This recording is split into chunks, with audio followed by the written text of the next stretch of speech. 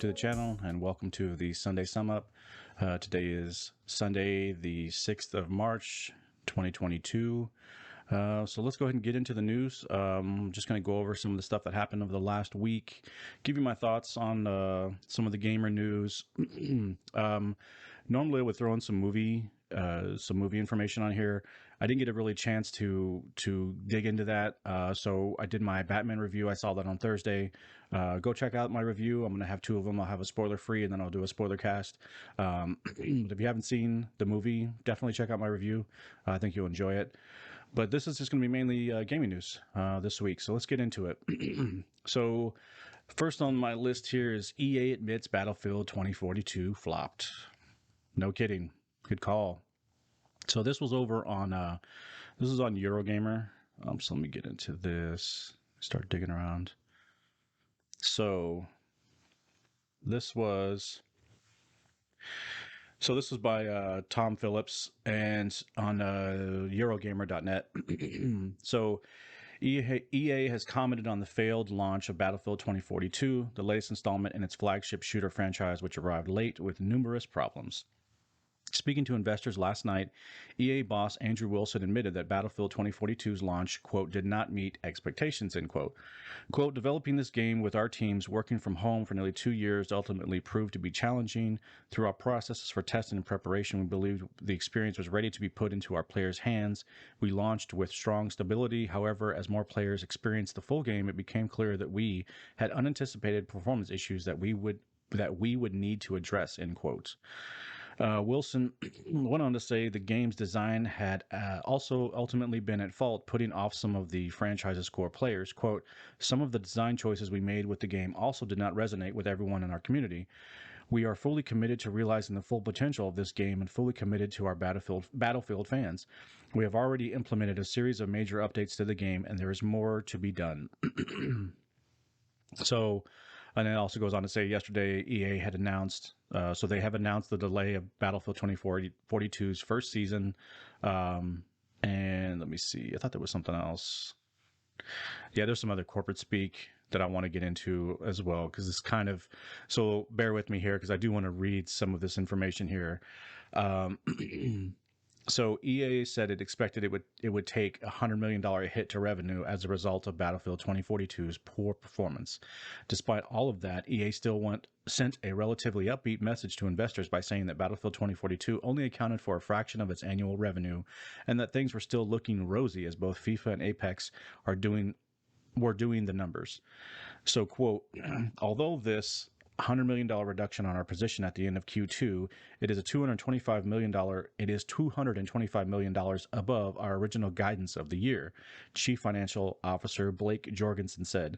The reduction is driven by Battlefield 2042 in both Q3 and Q4, but offset by strength in the rest of the business, particularly in FIFA and Apex Legends. This talks a little bit about the growth and forecasting. Quote, to summarize, we just delivered the largest quarter in the company's history. FIFA goes from strength to strength. Apex Legends continues to show extraordinary growth.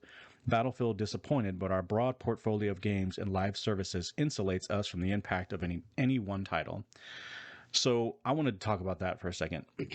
That to me is the problem with EA right there. I could have just read that, but I wanted to get the whole thing in there because EA has, this is what they do.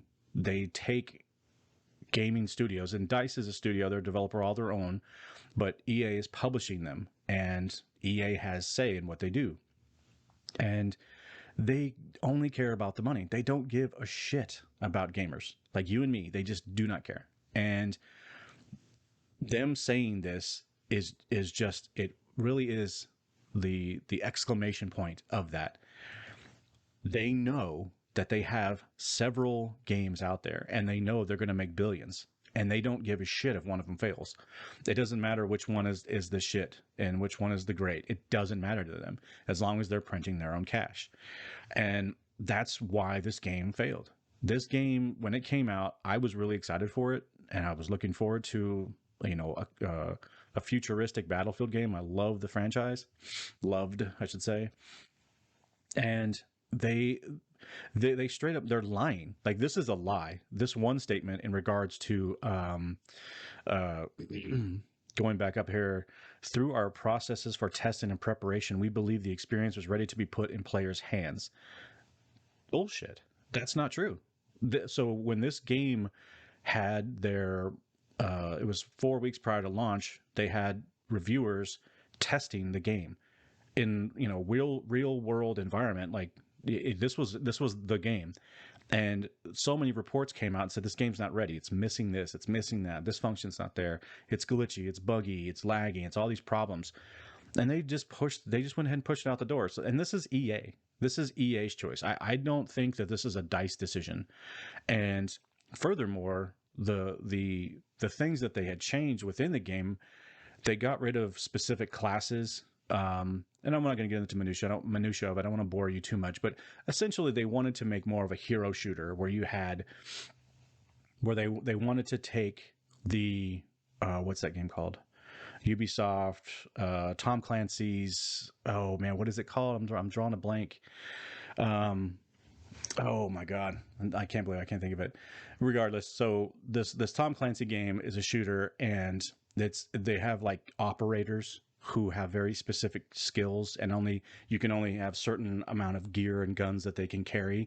Each class has their own style, and that's not what Battlefield was. You could definitely, there were some tailor-made pieces of different classes, but this was a totally different thing that they were doing. The way they went with this, no one liked it, and just take that part away from it. It technically wasn't ready. They knew it wasn't ready. So this is just EA, same old fucking corporate bullshit. I really don't like EA. I just can't stand them. What they've done with FIFA and Madden and MLB The Show, all they're trying to do is just make money. They don't give a shit. They were pushing loot boxes until that sort of started getting a bad bad reputation, rightfully so, I think. And I just have a feeling that they're going to be pushing NFTs real soon. Like, they're like really hard. So just more crap from EA. And then I also wanted to note too, this was over, I didn't even know this was happening. So there's a petition right now over on petition or change.org to force the hand of having full refunds for these games, the Battlefield 2042 copies that were sold. People want their money back. Right now it's at 228,162 have signed, and they need to get to 300,000. So they're well on their way, and rightfully so. EA, they suck.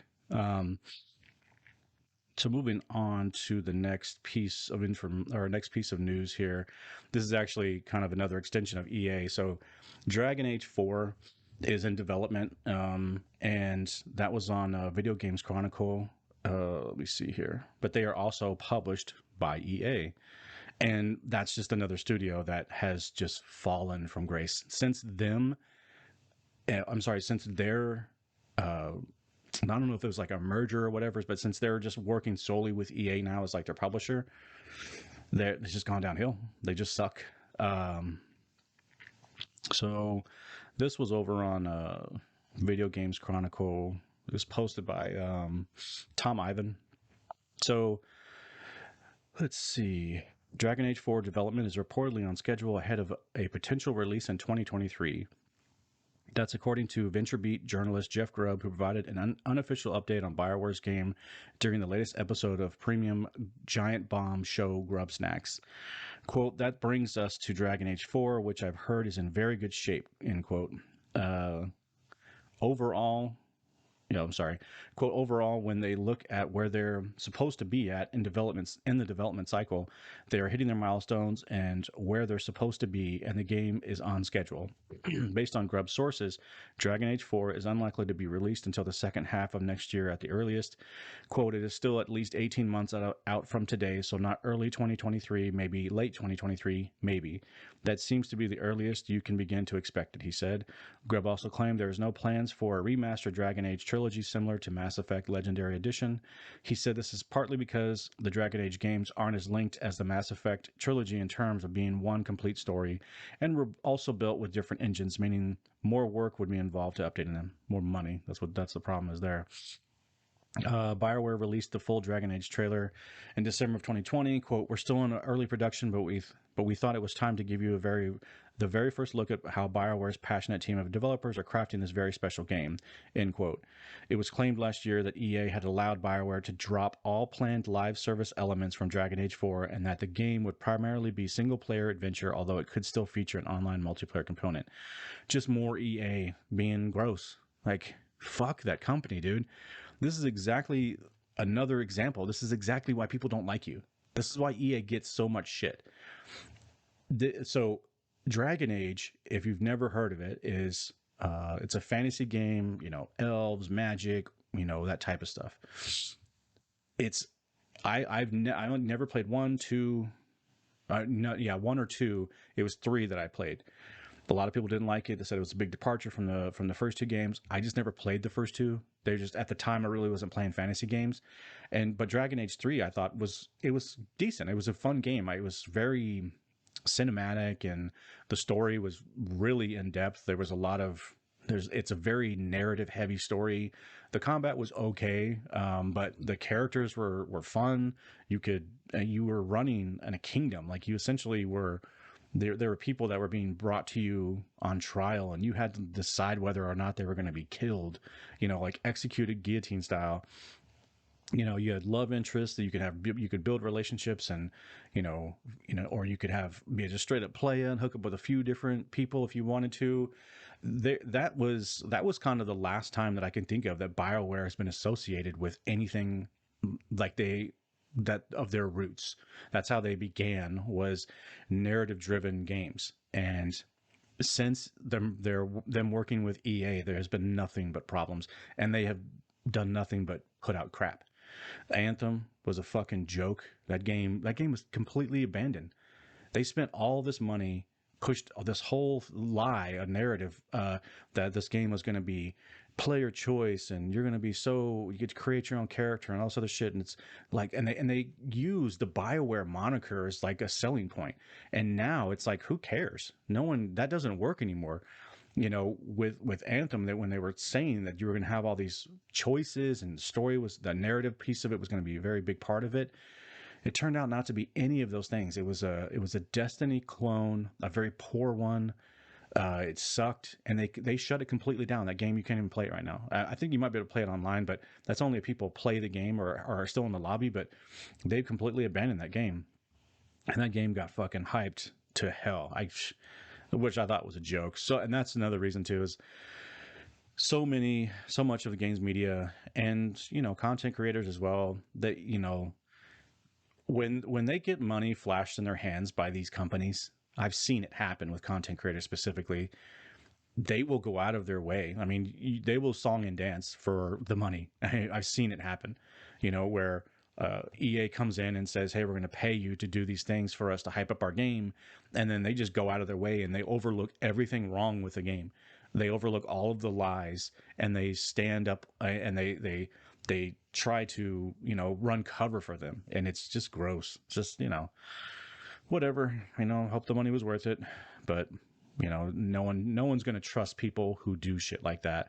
And you know, BioWare is a shell of itself. All of the developers that created all the earlier games for them, they're gone. They're all off doing different projects. Some of them band together to form other studios. So yeah, I just think it's just funny that that EA was actually pushing a games of service microtransactions bullshit for a Dragon Age game. That's just terrible. That's this money, man. It's all they care about. Okay, enough about EA and their shit. Moving on to Guardians of the Galaxy. So according to Square Enix, it did not meet their expectations. This was over on the sixth Access article. Let me see here. All right. I don't know this website that well. I've never actually heard of them. But this was written by Jim Hargreaves. Um, Guardians of the Galaxy sales fate to meet expectations. Where was it at here? In the company's latest financial results briefing ending March 31st, 2022, Square witnessed a promising year-on-year growth despite the industry climate changing as we step further out of the global lockdown. There was some other stuff. So here we go. This is a quote. Despite strong reviews, the game sales on launch undershot our initial expectations. However, sales initiatives that were kicked off in November 2021 and continued into the new year have resulted in sales growth, and we intend to work to continue to expand sales to make up for the title's slow start. So let's see. There's another quote in here. Marvel's Guardians of the Galaxy is a great portrayal of the spacefaring heroes and a good game. We encountered some annoying bugs that were hopefully alleviated the patches, and it's pretty linear. Oh, I'm sorry. This is a review. Never mind. Disregard. I thought that was another quote from Square Enix. So this game. So I played this game, and it's so funny because when this game was announced, when it came and went. They did not market it strong at all, and it's just funny that they this was a decent game. I think it was pretty damn good in regards to story and graphics and sound and a lot of good things. The gameplay I thought wasn't that fun, but I didn't think it was a bad game. And it's just like they didn't put any marketing behind it whatsoever. This game just came out, and I had no interest in it because number one, I'm a normie and I only know Guardians of the Galaxies from the MCU movies. So that's the version or the iteration of those characters that I know. And when I saw this game, I was like, I don't know. I just was not for me. But I'm a normie, and the game reviewed well. Well, a lot of the reviewers that I trust or listen to, they said it was good, and that it was one of those games that was sort of flying under the radar, and they were right. It just came and went. And the I played about halfway through. I got to chapter 6, and the problem that I had with the game was the gameplay. To me, the loop was boring, and it was very samey in terms of the gameplay itself. The thing that stood out the most was, Jesus, was it beautiful. It looked amazing, and the graphics, just everything was awesome. The character models were really good. The voice acting was really strong. The writing was strong. I thought the characters were interesting. They were funny. These characters, because it was basically like learning these characters all over again because I only knew them for the movies. And I liked the version of them. This was a good story, and I can remember the story. It sticks to me right now. Like, I need to go back and finish it, but it was just the gameplay. It drug it down to me. It was kind of boring, and you're just sort of moving from piece to piece, like moving from one little battle to the next battle and walking down this linear path where you're just walking around exploring and picking up a little bit of like finding materials so that you can upgrade your gear. And mainly the whole point of that, to me, felt like it was just so the characters could talk. The writing was good, the conversations was good, but it was like they were talking the entire time and telling a story.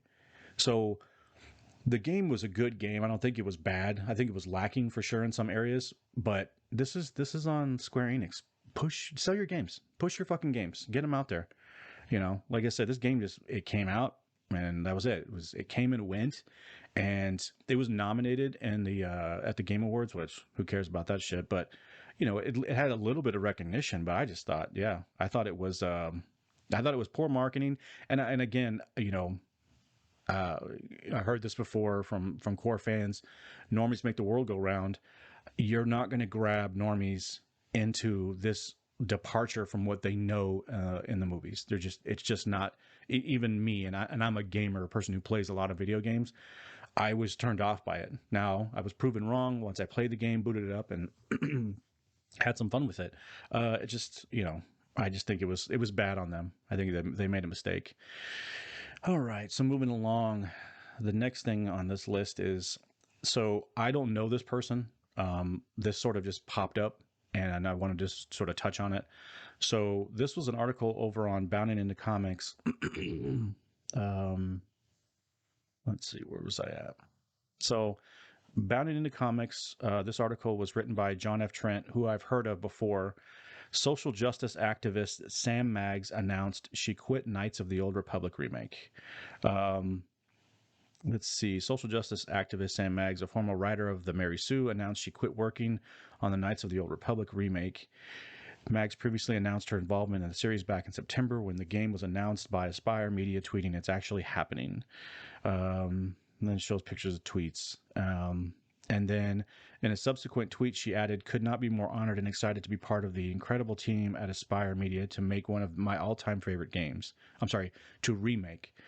Um, However, on her website, Mags now claims she quit after working on the game for 9 months. She wrote, quote, "I was on this project for like 9 months in 2021 and then I quit. You're going to be okay. If you email or message me about it, I won't see it. My filters are really good," end quote. Like, cool. Like, thank you for telling me that. I didn't like what you said. Just I hate that. God, it's so annoying. But this revelation appears to confirm a rumor from YouTube, Mr. Patty's Plays. Back in January, Mr. Patty Plays. I'm sorry, Patty. Mr. Matty Plays. See, getting old, starting to switch letters around. Quote, "Her contract had expired. She'd moved on to work at Wizards of the Coast to be a narrative lead," end quote. So I think that the thing that this was most notable was uh, this person. So like I said, I've never heard of this person, but I think the juicy bits of this was she's an activist openly. Now this is her words, not mine. She's a social justice warrior, whatever, and she's an activist. Okay, good for you. But she was she was brought in to work on this game, and my understanding was she was working, she was under the guise that she was going to be rewriting or writing new shit for this remake, and that's not what this game is. This is just a remake, so they're essentially taking what was already there and they're bringing it up to the graphical fidelity of current consoles, sound quality and all that shit, character models, environments, and everything is going to look 10 times better because that game is really old.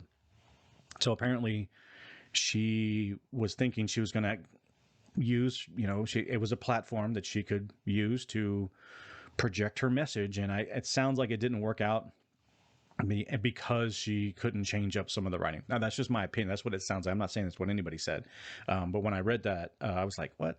It seems like the type of person who, they're the type of person that when they get involved in an IP, it's their platform now, and it's not really about the content. It's not about the IP. It's not about good writing or characters. It's about making sure that they are insert political category, insert whatever. It's like, I don't care. I don't care. Left, right, center. Leave the shit out of entertainment. It's getting really old.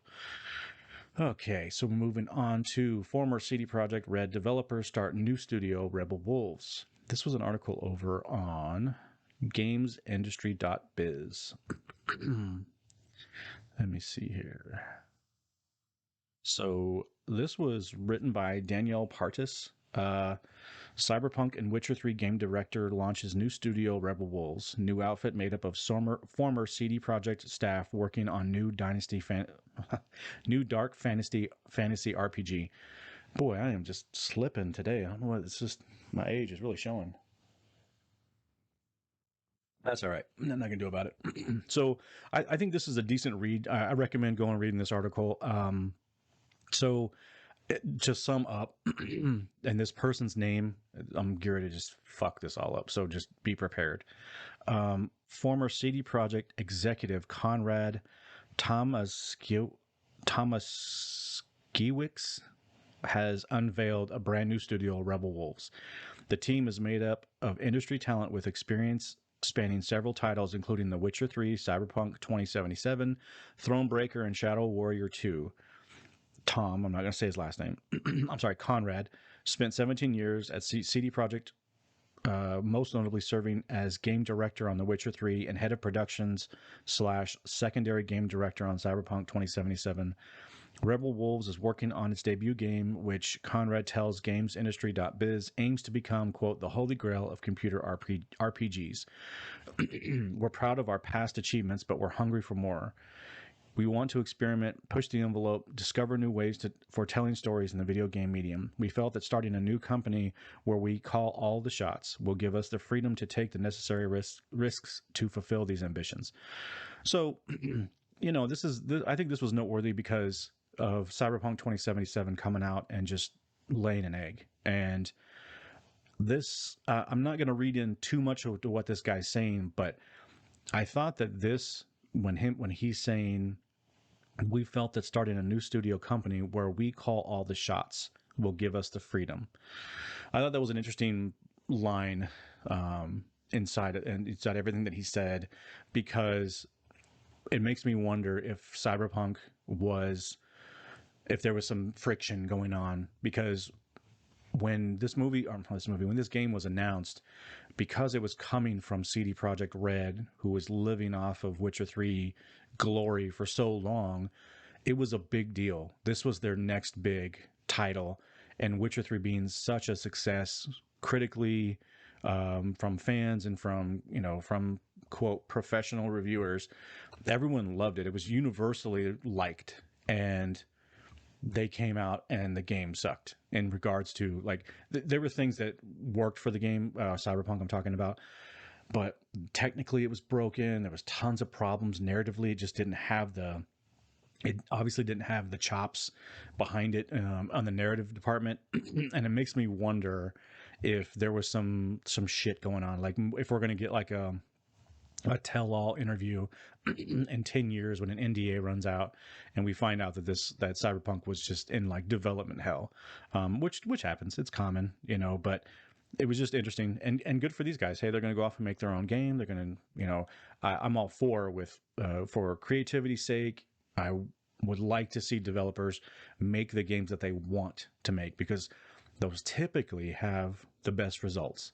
It's when you force developers, writers, artists to do the shit they don't really want to work on, where you're just going to start getting the mailed in 9 to 5 approach. Like, I'm just here to do my job, turn it in, and move on. As opposed to that, I'm really wanting to go the extra mile. I'm going to shape and mold my story to until it's perfect. This Cyberpunk felt like such a departure from quality wise, in the story department, versus Witcher. Like The Witcher 3, even though I only played, I don't know, like 20 hours, 15 hours, whatever, I thought the stories were fantastic. So Cyberpunk just did not have it. But we'll see. We'll see what happens. Obviously, this game's way off from release. This won't be for another 2 years until we see anything about it. But it's on my radar for sure. All right, moving on to PlayStation VR 2. There was some details that came out about this, and this was over on excuse me, Games Radar. Let me pull this article quick. This was, I think her name was Tabitha. Yeah, Tabitha Baker over on GamesRadar.com. PSVR 2 specs and features, everything we know so far. I'm not going to get into this. This is a very lengthy article. I just think it's definitely worth a read. I read this article. I thought it was a good article. They talk about the tech, the hardware itself versus, they do a nice comparison of regular PSVR or PSVR 1 versus PSVR 2. There are some definite upgrades there. There's a lot cleaner of a headset. The controls they look really snazzy.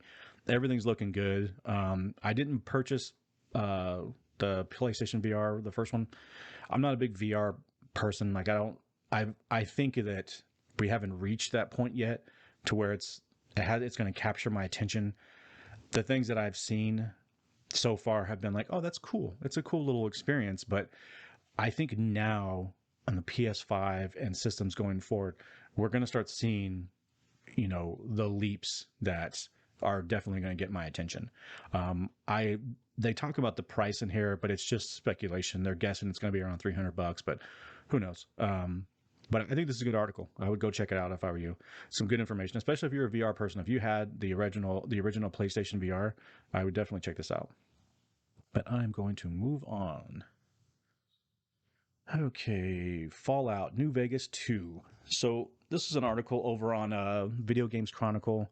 So I'd never played Fallout 1, 2, 3, Vegas. I never played those games. They never looked like something that I was interested in. Just didn't. And I know they have a huge following.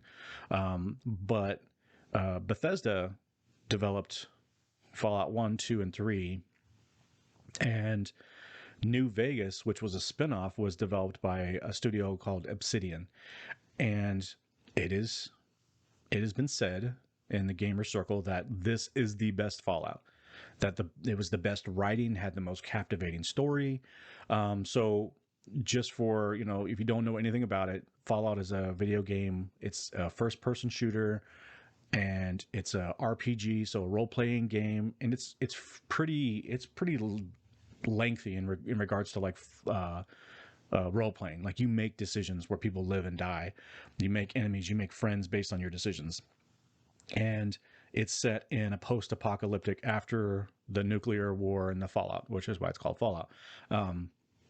So it's, there's mutants, and all these crazy factions have risen from the ashes of nuclear waste, and you're thrust into the middle of it. I didn't really like Fallout 4. I thought it was okay, but as a first-person shooter, I think it's clunky, and I don't know. I didn't really.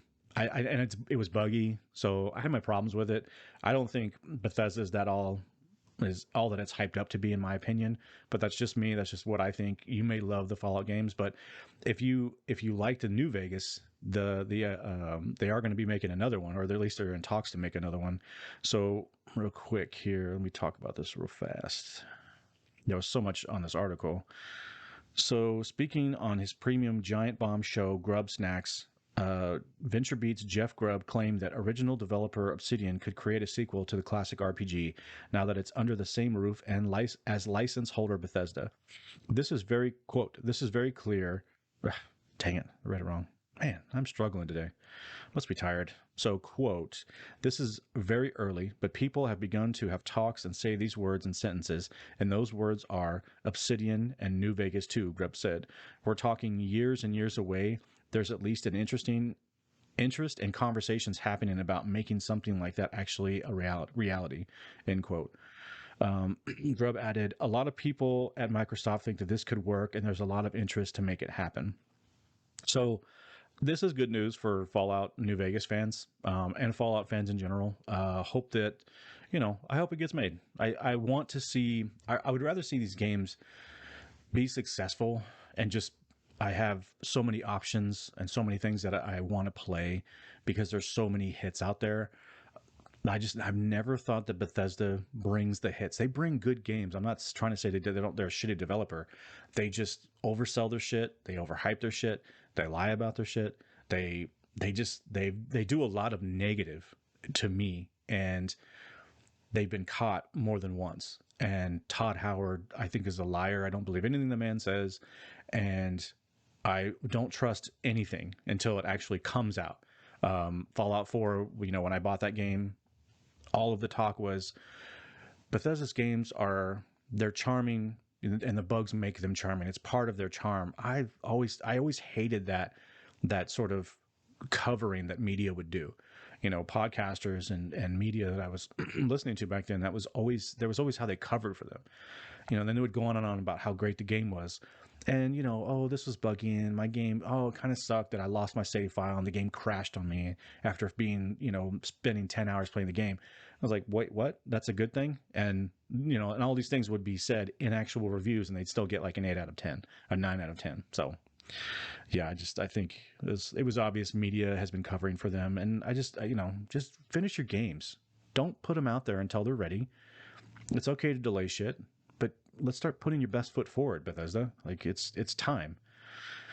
All right, moving along. Elden Ring. So Elden Ring is having performance issues. I saw this this was an article. I actually heard this referenced in another podcast, but I went over to Bandai Namco, their website, and let's see here. So this is on Bandai Namco ENT. Yeah. A message about some performance issues on Elden Ring. So here's just a couple of, this is what they said. I'm not going to read all the things that they're going to fix, but we are currently experiencing some issues that are preventing the game from playing properly under some conditions. We apologize for any inconvenience that may cause and ask for your patience. Main items to be revised. And they just start going into a list of the things that are being reported.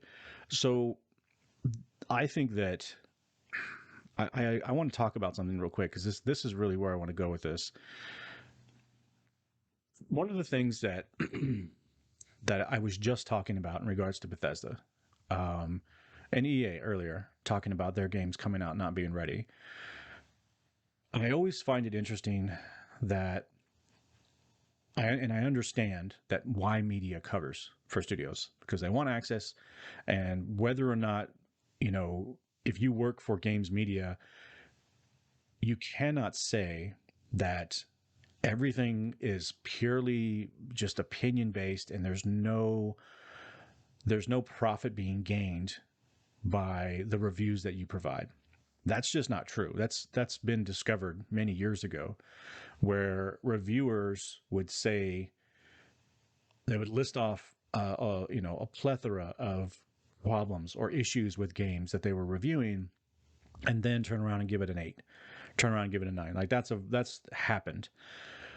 Furthermore, the the same argument would be levied against other titles. Um, there would be another studio that would come out and they would have a buggy game, and then the bugginess and the glitching and the the crashes would be a big part of the review for a different game that wasn't Bethesda. Let's just use them as an example. And they would say this game wasn't ready. Then they would go on their podcast and they would talk about this game wasn't ready and this is a problem and yada yada yada. And that's why I gave it a 6. That's why I gave it a 7. I think that's such a I just don't buy that anymore. I think that's kind of bullshit because there are some games that come out that are buggy, and I think that this is a I think Elden Ring, because like I said, I booted it up. I've only put in about an hour and 45 minutes into it. I didn't really experience anything crazy. There was some hitching, some stuttering here and there. Nothing that was game breaking. Again, I was very early into it, but I think it's interesting and worth noting that this game is getting a lot of good press right now. Reviewers and gamers alike are praising this game. That's a good thing. I mean, I think that's good. I think everyone being on the same page for once is kind of nice. However, I think we're kind of falling back into that trope of it's a great game despite the bugs, and we're going to give it the highest score regardless. I think that's kind of an issue. I think games should be graded on all facets of them. That's when I talk about, like, say, movies in general or games, the things that I want to discuss are like, let's just stick with games, like performance, how it looks, how it sounds, stability, online stuff, how does it play? And then if it's a story driven game, talk about the story, the characters, and everything. But I want to talk about all the things that make the game. This game so far is getting a lot of praise, but it's having technical problems. Right now, the best version of this game is on a PS4, a base PS4, not the PS5, not the PS4 Pro, not the Xbox Series X. It's on, and not PC. I mean, this is on PC. That's crazy. That's not good, you know. And I'm not here to tell you I think From Software is good, and that these reviews are these reviews are all lies.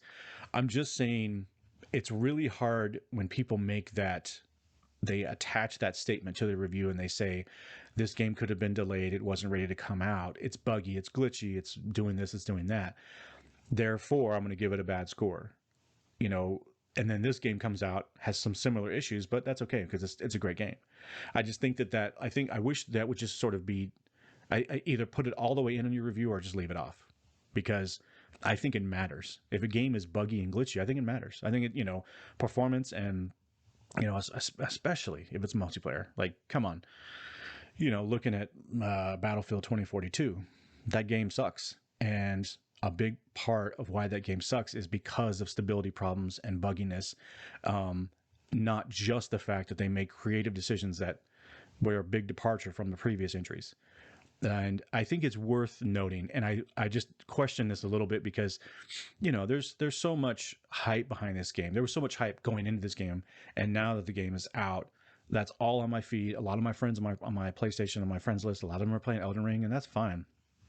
To me, when I see the problems that they're having on a technical side, and they're still getting all the love, I think that that's worth noting.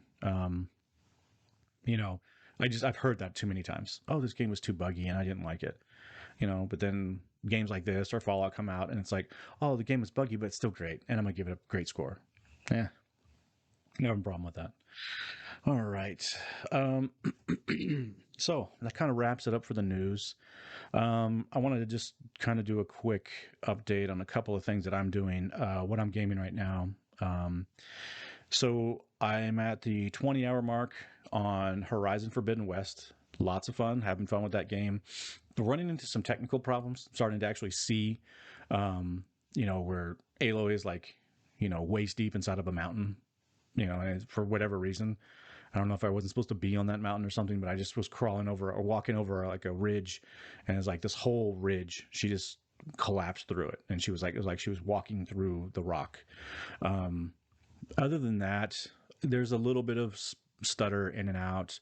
Nothing too crazy, but nothing where it's like, what this I can't play this game, or like it's corrupting save files. Other than that, I mean, I think it runs fantastic. It's very smooth. The only time that I've even seen anything where it gets a little bit where the frame rate sort of drops some is obviously when like there's a lot happening. There's like 4 and 5 robots. I'm ducking and rolling and pulling up my menu and crafting arrows and bombs on the fly. I think it's really good. I think it's very stable. I do kind of see uh, some of the technical limitations. So the world I think it looks beautiful.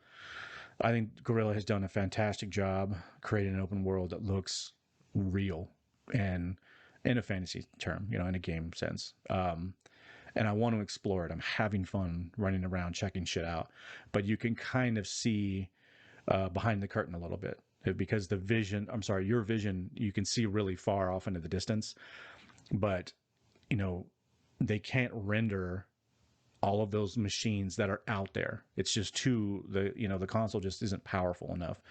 Um, so like you could be walking along looking at this beautiful, lake or whatever, and then all of a sudden the machines will appear and then begin their flying around or walking in their, on their path and sort of living as if you being there didn't matter. And I understand that's hard to do in open world games, but that I've seen that a little bit. You'll be looking off in the distance and it's like, oh, what's over there? And you start walking towards it or riding towards it, and all of a sudden you'll quickly see the machines pop in. It's not breaking, it's not game breaking, it's just a little bit. You can just see the limitations on it. And it's funny because I didn't notice it first. In the valley, it's a little foggy, like not too bad, but you can see really far. Once I crossed into the Forbidden West, it's very foggy all the time, and I think that's done on purpose so that they don't have to show that limitation, because I don't think that they could. I don't think they could. It would look way more empty, and then you could really see the pop in. So I think that's the way they're kind of hiding it, and it's not it doesn't look bad. The fog actually looks pretty cool, and it's not like, I don't know. I say fog. It's not like it's, a cloud where you can't see anything. You can see pretty much everything, but they've done a really good job of sort of showing that misty sort of fog that covers up some of the limitations. But overall, I'm liking the game. I'm gonna keep playing it. The thing is Gran Turismo came out, and I'm about to get into that. I love Gran Turismo. I've always been a big fan, and now it's kind of taking some time away. Once I started playing it, and it was like Horizon came out, then Elden Ring, then Gran Turismo. Gran Turismo is a game that I played many years ago, decades ago, and it's very near and dear to my heart. And I was really looking forward to this Gran Turismo 7. Horizon Forbidden West was sort of next on my list. I was not really crazy, like, oh my God, I can't wait to play for Horizon, because I didn't finish the first game, and there were things about the game that I didn't really like. But I still wanted to play it. I still want to finish this game, despite the things I don't like about it. I still think Horizon's a great game. Um, it does have its technical limitations, and I don't score games, so I don't want to sound like a hypocrite where I'm saying, I'm telling you bad things and then I'm telling you, oh, but I'm still going to give it a good score. I'm not. I don't score games. I don't do that. I don't think it's. Uh, I don't recommend it. Like when I see scoring and I've seen the manipulation of how the big media sites use the scoring, and I just don't think it's. I don't think it's honest, and I think it's hard to put a score, an actual, real, true score on a game. I think that's really hard because reviews are so subjective. Everything is subjective when it comes to opinion. But regardless, I think Horizons, I think is great. I still recommend playing it. I think you'll like it. But moving on to the game that I've been playing since Friday night when I got off work, Gran Turismo 7. Super stoked with this game. I'm having a lot of fun. If you're not a car person, I think it would probably it's where it starts to feel a little more niche because it's not like an arcade game where you bang and slam into each other and push each other off the road and take shortcuts crashing through barns and Need for Speed style or what was that other game? Oh, I'm forgetting the name of it now. There's another game that's like super popular. It's an older game, but and it's all about like arcade crashing through shit. But regardless, I think what it's doing as a simulation, man, I think it's doing a great job. I'm really having fun with this game. Um, the opening from the very opening of the game with they do like a nice little history of cars, and it's real footage from 100 years ago, and it's awesome. It's really cool. I really like it. And then getting right into sort of where it shows you like a nice montage of like the game itself, and all these different races happening. I was immediately hyped and I was ready to go. The music I think is pretty good. I think it's. I will say this: this is Polyphony is a Japanese studio. It has the Japanese feel. Like even the menus feel very just. I don't know. It's like something I would see in like a JRPG, which is a Japanese role playing game. The menus are even kind of similar. So like I said before, every studio has their own sort of style.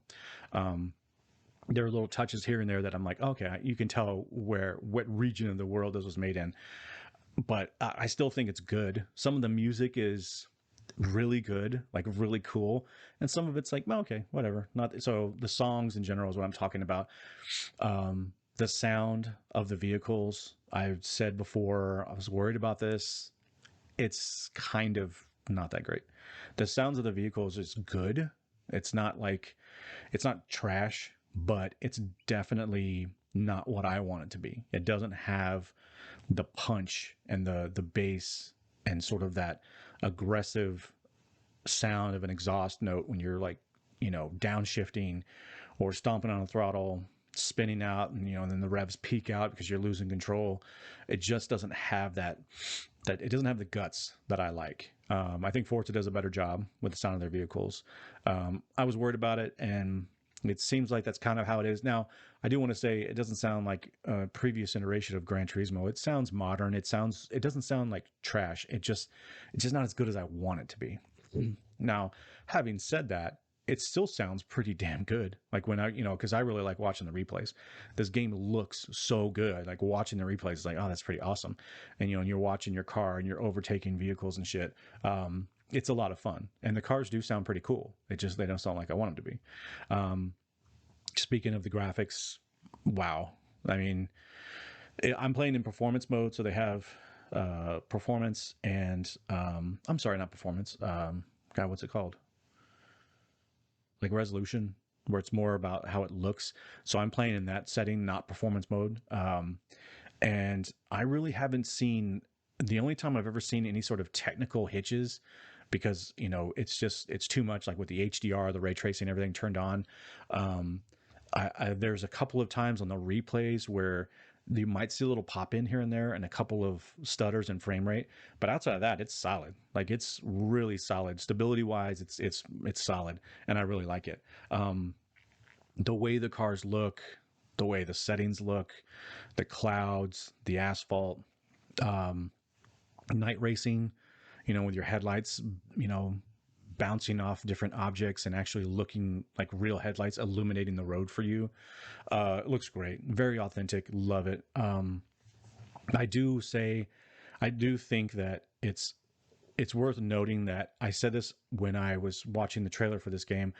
The cars do look really wet and super shiny. It's an artistic choice, and they're going for like that hyper realism, but it's it's it's like it's almost like everything has like 10 coats of wax on it, and everything is like super glossy and shiny and reflective. And I know they're trying to show off the ray tracing and sort of the reflections, which are awesome. Like they're really cool. Like when you watch a replay and you're seeing your car next to another car doing 150 down a straightaway, and the camera sort of moving around the cars to give you a cool visual, you can see the reflections of the lights and the cars in each other's paint. Like you can see the reflection, and it looks really cool. It's a very nice touch for detail. Um, I just think that it's a little glossy. That's all.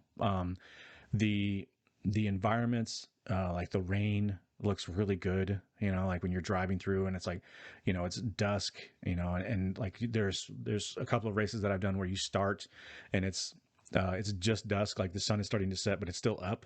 And then 3 laps later, the sun is actually set and your lights are on and it's dark. And I almost was like, it almost happened. And it happened so naturally, I didn't catch it until I was driving and I went into a tunnel and I was like, wow, it's really dark. When I came out the other side, I'm like, I didn't even notice it. And then when I went back and watched the replay, I was like, that's really cool. Like it felt very authentic and it just looks beautiful. The game looks fantastic. I love it. Um, the interiors of the vehicles. So when you get your car and you can look around the inside and you can check them out and you can take pictures. There's a really cool photo mode and everything. I think that the interior, in my opinion, looks a little plasticky. Everything does. I think, I like at a glance, everything looks like cheap plastic. Like it's too clean, it's too perfect. It's got that like uncanny valley where I know it's not real. But the longer you look at it, where you kind of start like you take a good look at like the fabric of the seat or a leather wrapped steering wheel versus some like a hard like the old muscle car, like it's like plastic, like a hard plastic steering wheel versus like something newer, you can tell that there's difference. But it just at a glance, it kind of looks a little too like plastic. But the more I look at it, I'm like, okay, actually this looks pretty damn good. But that's just, again, that's a personal thing, personal preference. There's plenty of cars. The way the game is feeding me sort of the how you unlock and progress and unlock new vehicles, they've done a pretty decent job of you're leveling up your collection. So as the more cars you collect, you're leveling up. It's called a collector score. And then that gives you more things that you can purchase or use for like visual aids and stuff, like different colors of helmets that you can use for your driver and different fire suits.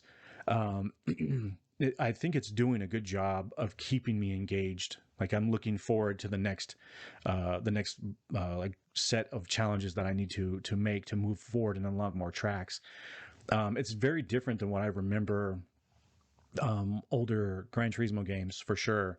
And they've done a really cool, like the menus are so relaxing, like the music's just chilling and you just sort of wandering through and there's no one talking. It's all text. There's no voices at all. Zero. There's no voices. I haven't heard a word spoken this entire time. They've done it all with visual aids and text coming up and pictures of people you don't ever see or you don't ever hear a voice. But it's very relaxing, very chill. The menu, when you first open it up, so there's all these different areas on like the world map is what they call it. So like your tune-up shop, your garage, the circuits, the photo, I forgot what they call it, but basically like the scapes, like the photo shoots that you can do with your vehicles. They're all little icons within sort of this sort of like seaside little community, and they're you can't go. They're not all unlocked. You have to start slowly unlocking them, including multiplayer. I didn't get multiplayer unlocked until like hour three, around there. And then I'm still unlocking little different shops and stuff, more dealerships, but it's done really well. I'm really enjoying the progression system. I haven't done any online racing yet. I'm just sort of getting my bearings, getting used to driving. And I'll say the driving, which is, let's take a minute to talk about this because I'm going to drink water. So the driving is not for rookies. You can there's three different settings where you can do like easy, normal, and hard. I'm doing the just normal. I think I could probably get away with doing the putting it on the hardest difficulty because I have experience driving playing these types of games. The driving is it takes a second to get used to it because it's extremely technical. Well, let's say extremely. It's very technical. You can't just go power sliding into a corner, and it's very authentic in that regard. Um, it's not going to get you through a turn to try to drift through it. Now there are drift races that I've seen. I'm starting to see a little bit more being unlocked, so you will at some point. But for the most part, you're trying to drive that perfect line and get the most out of your time going through an apex of a turn and not crashing into other vehicles and just making it as clean as possible. I'm really enjoying that part of it. It took a minute though. The controls on the DualSense controller, it feels really good. It took a second to get used to, but like they've done a great job with the triggers. Like when you're holding down the gas and you're going over, there's undulations in the road on like a road course, you can feel it. So when you're holding the controller in the triggers, you can feel the difference. You can feel like the right trigger when you're on the gas, like the whole controller sort of vibrates when you go over certain bumps. When you pull the brake and you yank the trigger back, the brake feels like if you stomp on your gas or your brake pedal in your vehicle, you can feel that sort of you can feel the road, and what your car is mechanically going through, and it's giving you that feedback in your foot. They do the same thing, and they do it really well with the left trigger on the brake, and I really like that. um, but it's not it takes a minute to get used to. Even me, for someone who's played Gran Turismo games for a long time, it took me I had to like sort of like, oh God, I have to focus. Like I can't just wing it and just do some donuts and get back on track and catch everyone in a few turns using nitrous and shortcuts. No, you have to be on your game. And getting the licenses is still there, so you have to get like there's different courses that are locked behind a certain license that you have to achieve. And I think that they've done a good job of incorporating the licenses again, like the B license, the A license, the international license. You have to go through these little tests, and they teach you, like they actually teach you how to drive a car better. And you could apply it to real world, if you were on a track, I should say, not like driving around your neighborhood. Don't do that. But I mean, like if you're on a closed road course, it's showing you how to brake, when to brake, what to look for, how to enter the turn, how to exit the turn. Just it really good stuff. How to deal with like an S where it's like left and right. I feel like I'm like learning. I'm learning how to be a better driver, and that's really cool to me. I really like that. And it's not going to be for everybody. I get it. It is a simulation. It's not an arcade. But I highly recommend it. I'm having a lot of fun. Like it's what I'm going to play tonight. Like that's what I want to do. I want to play some more Gran Turismo. So this is going to dominate my time for a minute. I hope it doesn't. I hope it doesn't kill it for Horizon, because to me, I want to play a Horizon and I want to finish that game. But then this game came along, and I honestly didn't think I was gonna. I figured I'm gonna play some Gran Turismo. It's gonna be a game that I'm gonna play here and there a little bit, once or twice a week. Right now, it's all I want to play. So it's what I'm gonna be. It's what I'm gonna be playing. And I highly recommend it if you like racing games or if you're a car enthusiast. I mean, they have tons. The car library, I think I don't know, I probably have like 15, 16 cars unlocked already. And they're really cool. Like every car is different. It feels different. And oh, and one other thing too, the tuning and the customization isn't as meaty. Now I haven't really got into it too much, but it doesn't look as beefy as I thought it was, but I haven't really scratched the surface of that yet. So I'm going to say that the customization is good so far, but the tuning stuff is actually, it's pretty in depth. I mean, you can change the ride height, you can change the dampening of the shocks, the rebound, you can check the anti-roll bar, the stiffness of them, the toe in and toe out. You can change the gearing on your transmission. I mean, you can really get, like, if you want to lose yourself in sort of the technical aspects of racing, this is the game for you, because you could really fine tune a car to be exactly what you want.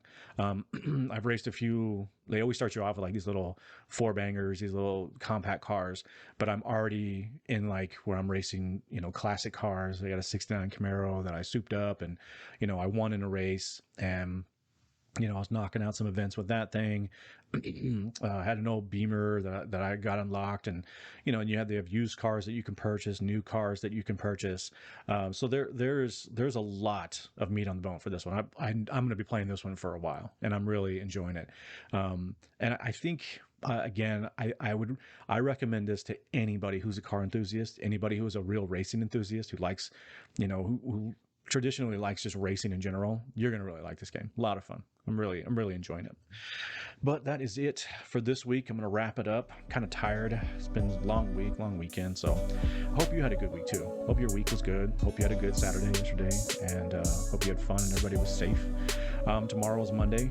Enjoy your work week. I know I will. Hope it's not. Hope Monday is okay. I know Mondays suck, even for me, and I like my job. But hope you have a great week, and I will see you next week. If you like the video, share it with a friend. If you haven't subscribed yet, click that button, click the notification bell. I will let you go. You have a great week. Bye.